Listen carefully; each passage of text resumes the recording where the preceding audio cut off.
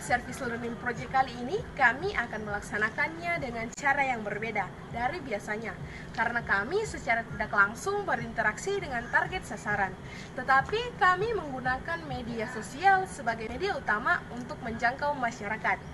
Media sosial yang dimaksud adalah YouTube dan beberapa media sosial pendukung lainnya seperti Instagram dan WhatsApp.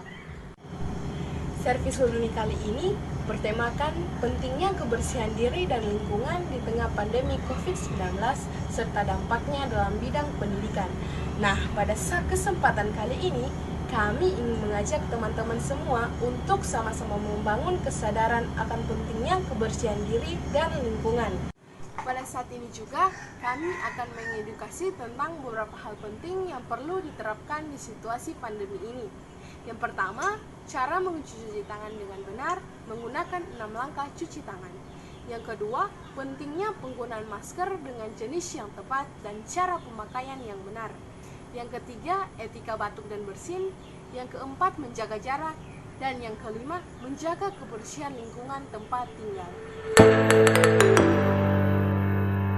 Hai guys, gimana kabarnya? Pasti sudah banyak yang merasa bosan di rumah karena pandemi COVID-19 yang sedang menggemparkan dunia. Untuk itu, mari membahas lebih dalam mengenai COVID-19. COVID-19 atau Coronavirus Disease adalah penyakit menular yang disebabkan oleh jenis baru dari virus corona, yaitu Severe Acute Respiratory Syndrome Coronavirus 2 yang pada umumnya menyerang sistem pernafasan pada manusia. Gejala yang muncul pada individu yang terinfeksi yaitu demam, batuk, kelelahan, sakit tenggorokan, sakit kepala, dan pada kasus yang lebih parah dapat menyebabkan pneumonia atau kesulitan bernafas. Tidak semua individu yang terinfeksi berespon terhadap COVID-19.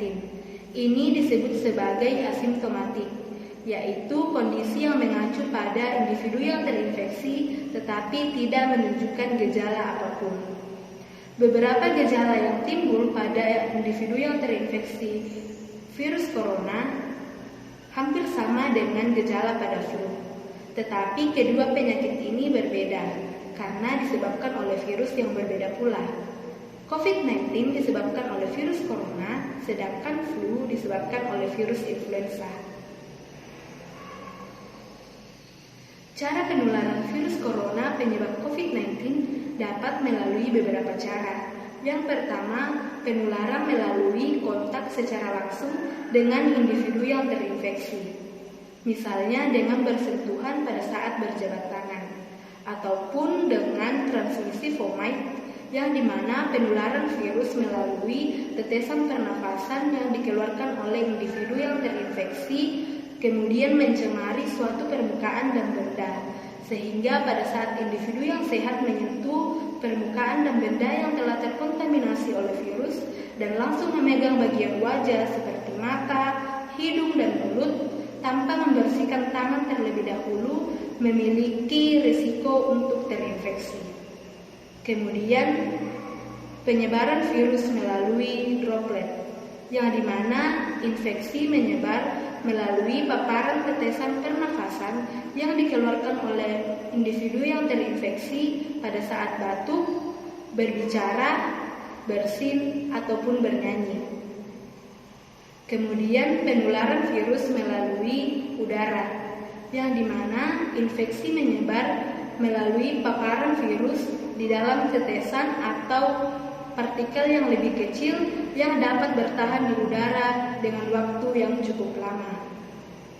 Individu yang berisiko mengalami COVID-19 yaitu lansia atau orang dengan usia di atas 60 tahun dan individu dengan kondisi kronis seperti penyakit jantung, diabetes, dan penyakit yang berhubungan dengan paru-paru karena kondisi seperti itu dapat menurunkan kekebalan tubuh. Untuk memutus rantai penyebaran COVID-19, pemerintah telah mengambil sejumlah kebijakan yang memprioritaskan kesehatan dan keselamatan masyarakat.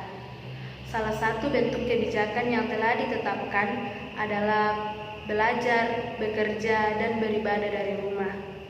Penutupan sementara institusi pendidikan yang mengharuskan proses belajar mengajar berlangsung secara online adalah salah satu bentuk penerapan dari kebijakan tersebut. Namun, penerapan tersebut menimbulkan beberapa masalah, yaitu yang pertama, para pelajar mudah bosan untuk belajar karena tidak dapat berinteraksi secara langsung dengan guru dan teman-temannya. Yang kedua, keterbatasan penguasaan teknologi informasi membatasi para pelajar dan pengajar dalam menggunakan media daring. Yang ketiga, sarana dan prasarana yang belum memadai, yaitu teknologi, sebagai penunjang pembelajaran jarak jauh. Seperti yang kita ketahui, bahwa beberapa pelajar tidak mampu memiliki perangkat teknologi seperti handphone, laptop, dan komputer karena kondisi ekonomi yang rendah, sehingga mereka harus ketinggalan pembelajaran. Yang keempat, akses internet yang belum memadai atau masih terbatas, sehingga menyebabkan para pelajar kesulitan dalam mengikuti ataupun mengakses pembelajaran. Dan yang kelima, meningkatnya stres para pelajar karena tuntutan untuk belajar secara mandiri dengan cepat. Selanjutnya mengenai pentingnya kebersihan. Ketika masa pandemi corona berlangsung, perlu disadari mengenai pentingnya kebersihan, yaitu dengan menjaga kebersihan baik diri sendiri, keluarga maupun lingkungan.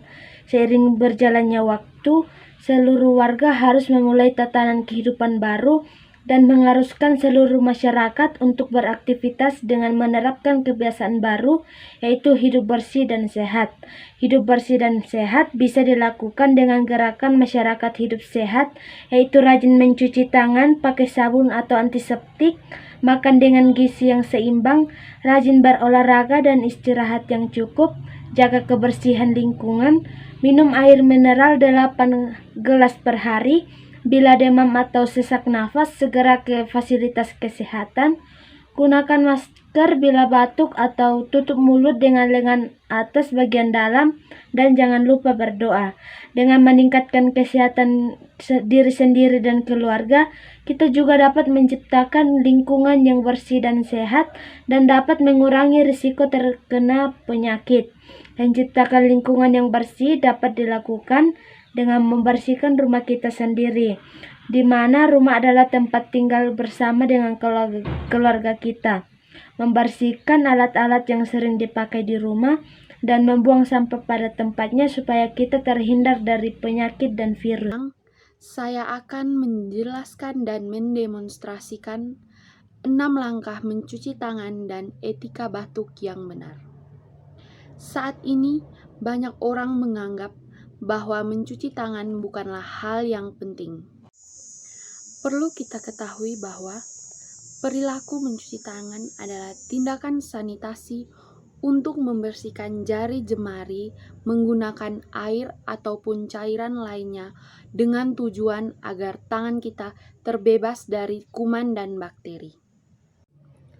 6 langkah mencuci tangan yang benar menurut WHO adalah: gunakan hand rub pada telapak tangan, kemudian gosok kedua telapak tangan dengan arah memutar. Usap bagian punggung tangan, bagian kanan dan kiri secara bergantian. Gosok sela-sela jari dan bagian telapak tangan. Jari-jari sisi dalam dari kedua tangan saling mengunci.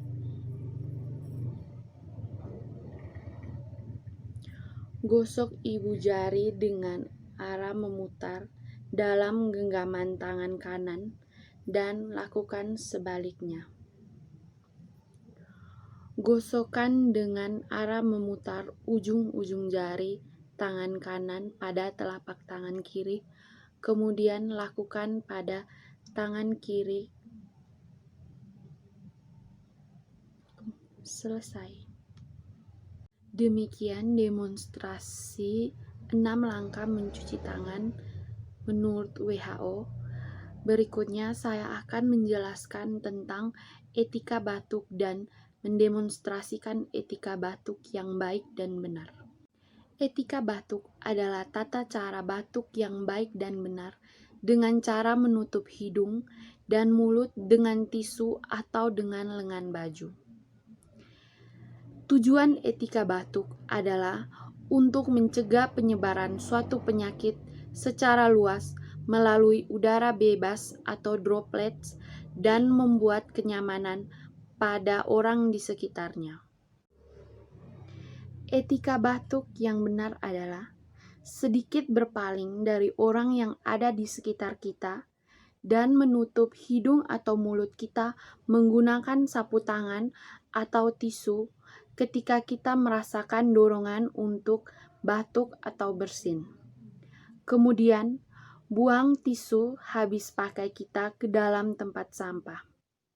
Tinggalkan ruang atau tempat kita berada dengan sopan dan mengambil kesempatan untuk pergi mencuci tangan di kamar kecil terdekat atau menggunakan hand rub untuk membersihkan tangan yang telah terinfeksi batuk atau bersin kita.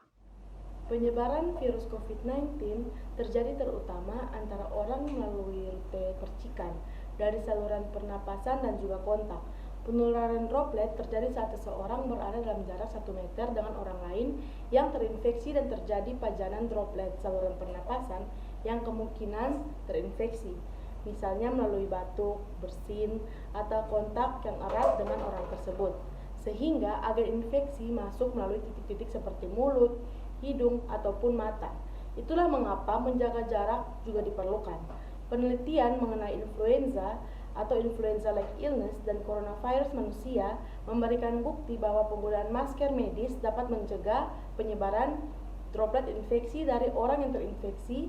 Masker medis ini berbentuk persegi panjang dengan 3 atau 4 lapisan dengan bahan tanpa tenun atau dengan menggunakan bahan-bahan yang halus. Berikutnya kita perlu memperhatikan jenis masker yang akan kita gunakan. Yang pertama adalah masker medis. Nah, masker medis ini harus kita gunakan hanya untuk sekali pakai atau tidak dapat digunakan secara berulang-ulang. Masker ini juga harus sesuai dengan standar internasional atau nasional. Masker non-medis ini terbuat dari bermacam-macam kain tenun dan tanpa tenun seperti polipropilena. Belum banyak kombinasi masker ini yang dievaluasi secara sistematis. Nah, masker ini terdiri atas 3 lapisan. Lapisan paling dalam terbuat dari bahan hidrofilik, seperti katun atau campuran katun. Lapisan terluar terbuat dari bahan hidrofobik, seperti polipropilena atau polyester, ataupun campuran keduanya, yang dapat membatasi kontaminasi dari luar atau lingkungan yang menembus ke dalam hidung dan mulut pemakai. Nah, sedangkan lapisan tengah terbuat dari bahan hidrofobik yang terbuat dari bahan tenun sintesis seperti polipropilena atau lapisan katun dan dapat meningkatkan filtrasi atau menahan droplet.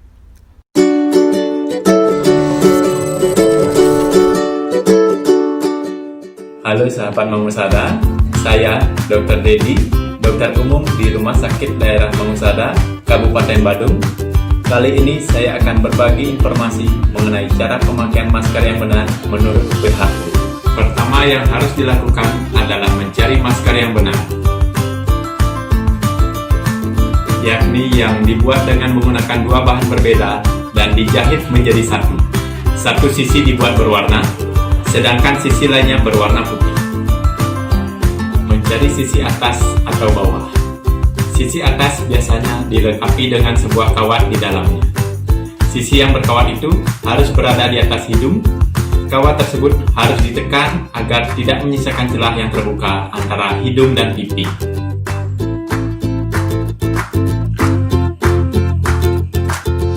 Menarik bagian bawah masker hingga menutup dagu. Masker harus menutup hidung hingga dagu.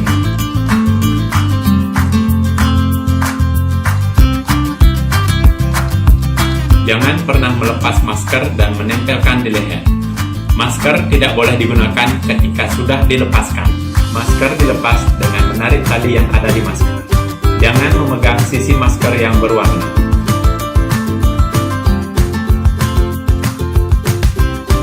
Demikian informasi cara pemakaian masker yang benar menurut WHO. Dan jangan lupa like, lakukan hand hygiene setelah melepas masker. Semoga bermanfaat.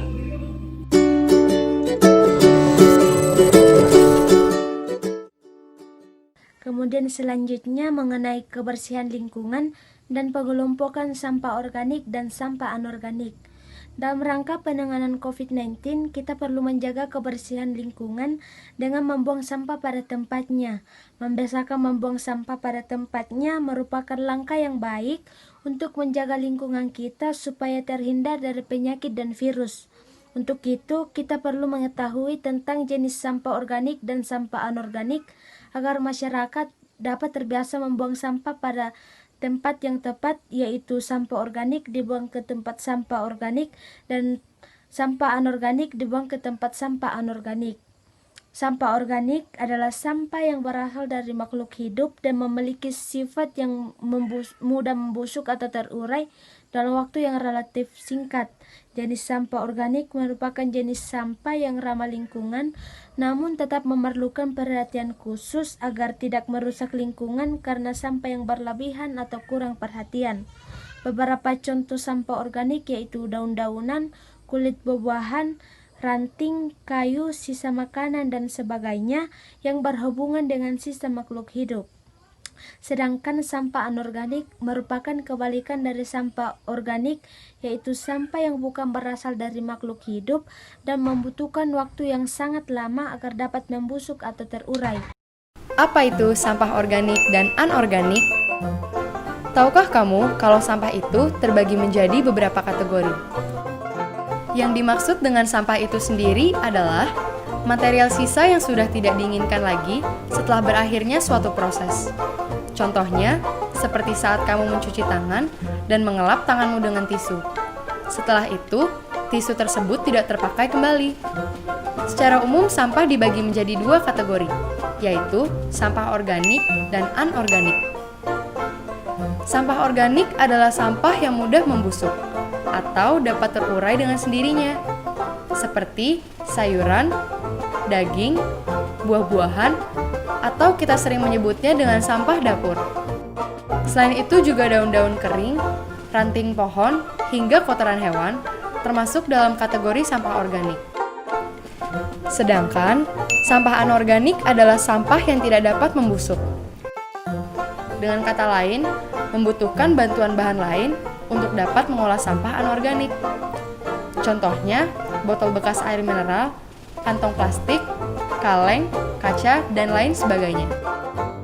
Selain kedua jenis tersebut, terdapat juga jenis ketiga, yaitu B3, atau yang dikenal dengan bahan berbahaya beracun. Biasanya sampah yang termasuk dalam kategori B3 ini adalah pembersih lantai, kamper, oli, baterai, aerosol, hingga obat anti nyamuk, dan lain sebagainya. Alasan utama barang-barang tersebut termasuk dalam sampah B3 adalah karena beracun, mudah terbakar, atau mudah meledak. Sudah siapkah kamu memilah sampah? Demikianlah video kami tentang